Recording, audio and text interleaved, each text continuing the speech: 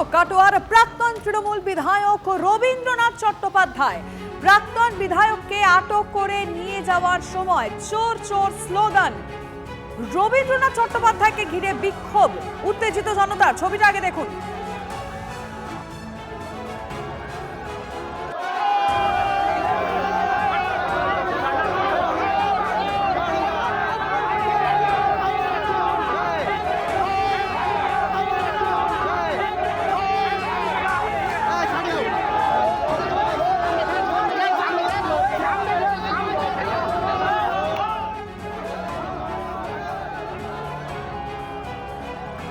সেই সময়কার ছবিটা আপনাদেরকে দেখালাম। কৌশিক দত্ত আমাদের প্রতিনিধির সঙ্গে কথা বলবো। কৌশিক, ঠিক কি ঘটেছিল এই সময়টা?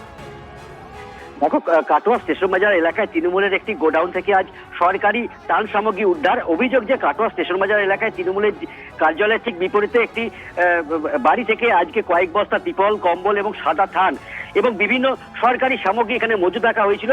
বিজেপি কর্মীরা ওইসব সামগ্রী পাচারের সময় বিষয়টি নজরে আসে এবং হাতে হাতে ধরে ফেলে। যদিও কিন্তু এই সমস্ত সামগ্রী ঈদের জন্য আনা হয়েছিল এবং তা আজ প্রশাসনের কাছে ফেরত পাঠানো হচ্ছিল বলে তৃণমূলের তরফ থেকে দাবি করা হচ্ছে। অন্যদিকে কিন্তু এই ঘটনায় তৃণমূল বিধায়ক তথা পূর্ব বর্ধমান তৃণমূলের জেলা সভাপতি রবীন্দ্রনাথ চট্টোপাধ্যায়কে ঘিরে কিন্তু বিজেপি কর্মী ও এবং স্থানীয়রা তারা ক্ষোভ উগড়ে দেয়, চোর চোর স্লোগান ওঠে। এরপরে কিন্তু তৃণমূল কার্যালয়ে ঢুকে বেশ কিছু নথি ও ফাইল উদ্ধার করা হয়েছে। ঘটনার খবর পেয়ে কিন্তু দ্রুত ঘটনাস্থলে আসে কাটোয়া থানার পুলিশ বিশাল বাহিনী নিয়ে।